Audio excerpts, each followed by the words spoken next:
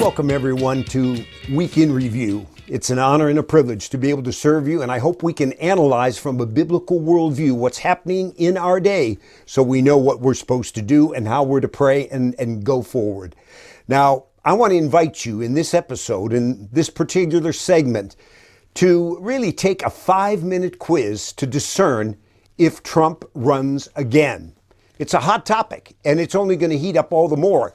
You know, Newsmax is a TV channel, competitor with the liberal networks, but they also have a magazine. And in their magazine, this issue, they say, hey, is Trump going to run again? Will he run again in 2024? Now, this is a hot topic, and I mean that sincerely. So let's look back and let's look ahead. Now, I want you to know there was a movie called The Godfather. Maybe you saw it. It's a classic, one of the best of all time. And in there, the attorney, played by Robert Duvall, he looked to one of the sons of the Godfather, and he said this. He said, it's not personal. It's strictly business, Sonny. And what we're going to look at and what I'm going to share with you is strictly business, the business of bettering this country. And I want you to say with me, you know, look with me and let's say this. You say, well, do you think he'll run? Well, let me tell you this. Recent polls show that in a head-on with Mr. Biden, Mr. Trump wins. Now, what about Donald Trump? What does he say? Well, he'd probably say with, you know, I can't give you with any certainty an answer now, but I believe he would like to run. I believe he believes that the last election was fraudulent and that he was robbed. And, you know, when you look at it, many people say, yeah, but you know what? If he runs his abrasive personality, he can be a bit, you know, contentious and combative. He was asked about that recently. He said, well, look, from the day I came down that escalator, he said, they hammered me day in and day out, and I had to fight for my life every single day. And so he said, I made promises, but I kept them. And so we've got to look at policies and positions and not just a personality of an individual. Now, you might ask right now, you might say, well, if he does run, who would be a VP candidate with him? I don't believe it would be Mr. Pence, although I respect him highly. But there are candidates. There's Senator Tim Scott, a black man and a leader from South Carolina. How about Governor DeSantis in Florida? Or Greg Abbott, the governor of Texas. You also have Kristi Noem from North Dakota. And there's others. There's Nikki Haley, who was UN ambassador, and she was the governor of South Carolina. These are really credible candidates. And then you have others like Ben Carson.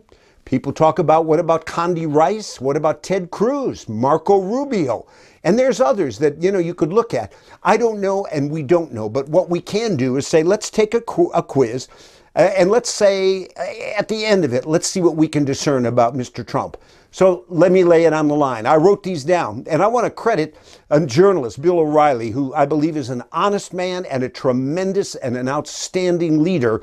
And he did something just like this. And I got some of these questions from him, but I've added about 10 more. But yes or no, answer these. Number one, let's say this. Do you believe a president should allow 2 million or more illegal immigrants to come into this country unsupervised, unvaxxed, untested?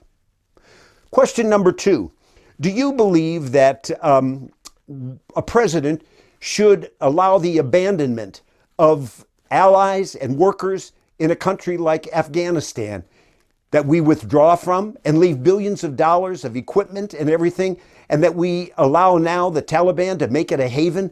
Is that something that a president should okay? Number three question is this. Think of this. Should a president shut down a Keystone pipeline after 70 years? You know, we finally became energy independent. And then Mr. Biden shut down the pipeline, and that caused skyrocketing prices with truckers and groceries. And now we have shortages and we have all kinds of supply lines, and we're going to feel it more and more. Should that have been done? How about this one? Number four, should a president support critical race theory? I would say that divides people up on skin color and divides up, and children begin to think in terms of we're either the oppressed or we're the oppressors, and it further divides a country. Is that something a president should be supporting and endorse? How about this one? Should we support or spend, let's say, trillions of dollars in excessive spending when we have almost, $31 trillion in debt, And then we're going to, in the first year, spend more money in a year than we spent in all of World War II in fighting the Nazis and the Japanese. Is that responsible? And is it responsible when we see explosive inflation that is now happening? And is what? It's at a 30-year high. That's the fact. You're going to feel it more with the holidays. You know, they say right now the facts are half gallon of milk, 2% is up. What are you paying? 74 cents more. You like bacon? A lot of people say, well, bacon's hot today. You know, I looked recently, bacon has gone up 28%. And do you notice how the companies are now giving smaller packages? Get ready with the holidays. It's going to be tough. I'll tell you, another question would be this one. How about this? Number 6, should a president support no bail laws so that when criminals commit crimes, they're let out and they can just continue on with more criminal activity? Should a president, I'd say number 7, support abortion on demand, taxpayer funded, at any time up until the moment of birth, making us one of just 5 nations in the world, China, Vietnam, North Korea, there's no human rights there. And these are countries that were in their company. And there's one other country, Canada. Is that what a president should support? I'll give you another question. Number 8. Should a president oppose, stand against voter ID? Now, you want to buy booze, somebody says, you want to buy cigarettes, you better have that ID. But voter ID, no, throw that out the window. Should a president be on that side? All right, I'll give you another one. Should a president, number 9, say that white supremacist is the greatest threat to the United States of America? Not jihadists, not terrorists. It's the greatest threat we face. Number 10, should a president of the United States accuse his country of systemic racism? You answer that. All right, number 11, I would add this, and I put this one down.